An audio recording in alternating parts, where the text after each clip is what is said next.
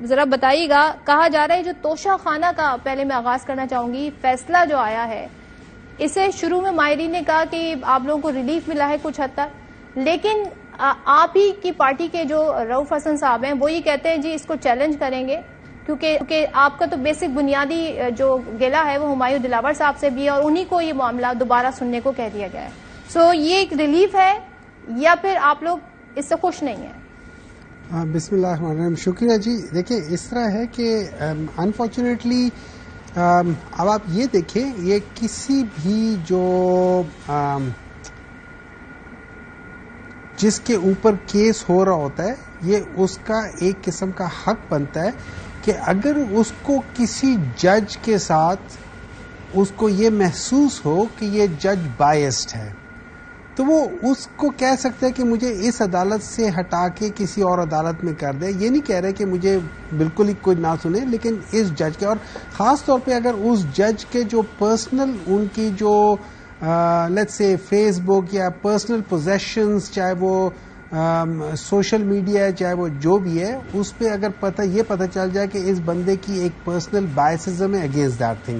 It is just like کہ اگر میں ایز اے جج ہوں اور میرے سامنے میرا کوئی جاننے والا یا فرض کرو میرا کوئی ایسا ہے جو میرا دشمن ہے اس کا کیس آ جائے تو پھر میں ایز اے جج ریکیوز کر لیتا ہوں کہ دیکھو میرے یہاں پہ بائسزم ہوگی. یہ ایک آنریبل بات ہوتی ہے اور یہ صحیح بات بھی ہوتی ہے.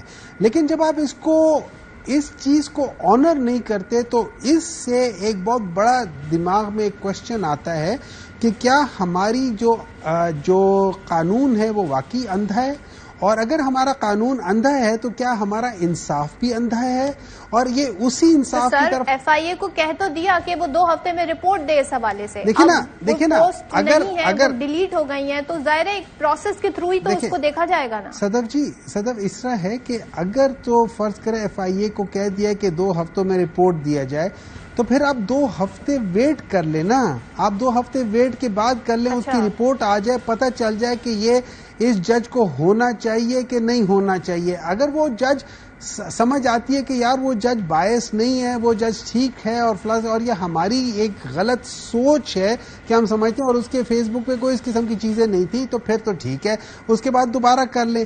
اگر وہ باعث ہے تو اس کا پرابلم کیا ہوگا؟ اگر کوئی اس نے فیصلہ سنا دیا، محفوظ کر کے سنا دیا، ٹھیک ہے، اس کا ایک امپیکٹ آتا ہے. آپ کو بھی پتا ہے، مجھے بھی پتا ہے. تو میرے لحاظ سے وہ چیز اگر آپ اوور آل دیکھنا چاہیں تو وہ صحیح نہیں ہے. اب یہ میں بات کر رہا ہوں ان پرنسپل اوور آل کی بات کر رہا ہوں. لیکن پاکستان کا جو سب سے بڑا مسئلہ ہے نا وہ بھی یہی ہے کہ ہم لوگوں کے جو جوڈیشل سسٹم ہے انفارچونیٹلی وہ بہت زیادہ بائسڈ، بہت زیادہ ڈیلے کرنے والا، اور it is pro powerful people ہے. The powerful you are the easier for you to buy the system. That is how it is. جبکہ الزام آپ لوگوں پر یہ لگ رہا ہے کہ آپ لوگوں نے ہر وہ طریقہ اپنایا جس سے اس کیس میں تاخیری تمام تر حربے اپنائے جائیں. ہر لیگل آپ بالکل صحیح کہہ رہی ہیں، سپریم کورٹ آپ بالکل صحیح کہہ رہی ہیں. ہم نے ہر لیگل طریقہ اپنایا ہے. ہم لوگوں نے پولیس کے ڈالوں میں بیٹھ کے سپریم کورٹ کے باہر جا کے کھڑے ہو کے ہم لوگوں نے ججوں کے اوپر ریمارکس نہیں کسے.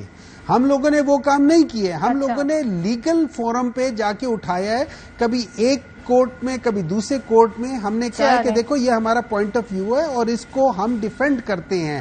اب اگر ہمیں ایک جج کے ساتھ اس کو آپ 3 دفعہ کہتے ہیں نہیں آپ بالکل صحیح کرتے ہو، یہ فیصلہ غلط ہے، لیکن اب دوبارہ یہی جج کرے گا تو یہ تو وہی آئنسٹائن والی بات ہو گئی کہ آپ ایک ہی کام غلط کام بار بار کرے اور ایکسپیکٹ کرو کہ اس کا رزلٹ ٹھیک آ جائے گا. مجھے آگے بڑھنے دیں. ٹھیک ہے حافظ حمداللہ صاحب، سر آپ ذرا اس پہ اپنی رائے دیجیے گا. یہ گلہ اور پھر سسٹم کی بات آپ لوگوں نے بھی تو نون لیگ کے ساتھ جا کر کے جس طرح سپریم کورٹ کے باہر آپ لوگ گئے، جس طرح آپ لوگوں نے ججز کے نام لیے، مریم نواز صاحبہ نے بھرپور ساتھ دیا، جے یو آئی نے. آج یہ سسٹم پر یہ بھی شکوک و شبہات کا اظہار کر رہے ہیں، کہہ رہے ہیں اسی جج کے پاس دوبارہ تیسری بار یہ معاملہ بھیج دیا جن کے ہی فیصلے کو کالعدم قرار دینے کے لیے یہ اسلام آباد ہائی کورٹ گئے تھے، اور پھر ظاہر ہے ان کے اپنے سارے خدشات، فیس بک پوسٹ اور دیگر باتیں یہ کہہ رہے ہیں. تو یہ سسٹم پہ اعتماد کیسے بڑھے گا پھر؟ بسم اللہ الرحمن الرحیم. بہت شکریہ.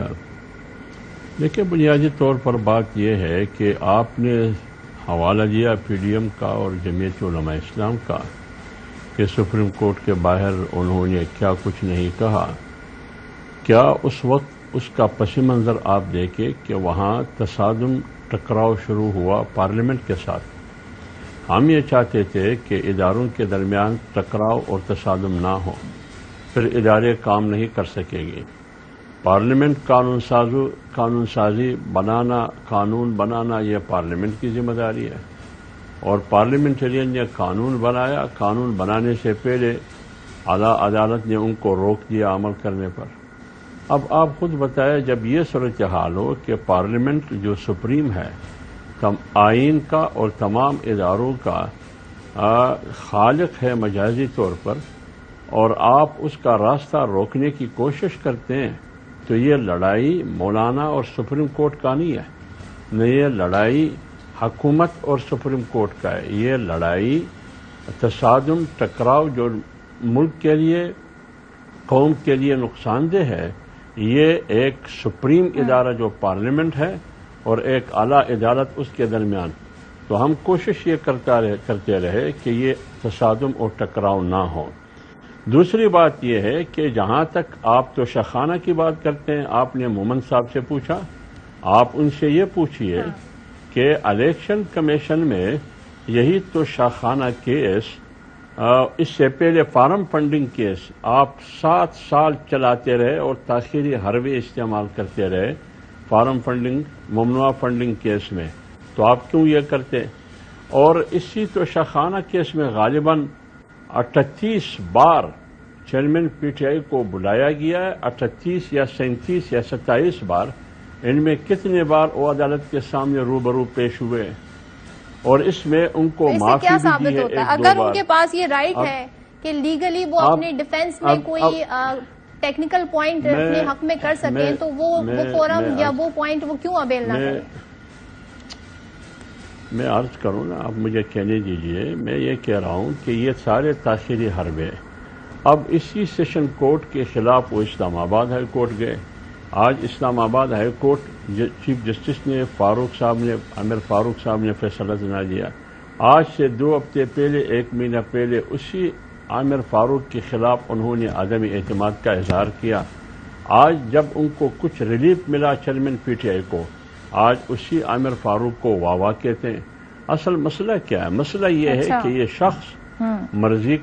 شخص مرضی کا عدالت چاہتا ہے، یہ شخص مرضی کا جج چاہتا ہے، یہ شخص مرضی کا فیصلہ چاہتا ہے، یہ مرضی کے مطابق سب کچھ چاہتے ہیں۔ جیسے الیکشن کمیشن کے چیف کمشنر کو یہ گالیاں دیتے رہے جب حکومت میں تھے بھی، حکومت سے فارغ ہو کے بھی، کیوں وہ چیف کمشنر الیکشن کمیشن جس کی تعیناتی بھی پی ٹی آئی کی حکومت نے کی، کتنی گالیاں ان کو پڑی انہوں نے، ان کے وزراء نے اور ان کی چیئرمین نے، کیوں وہ ان کی مرضی کے مطابق وہ فیصلے نہیں دے رہے تھے۔ اس ملک میں بڑی بحث طویل ہو جائے گی۔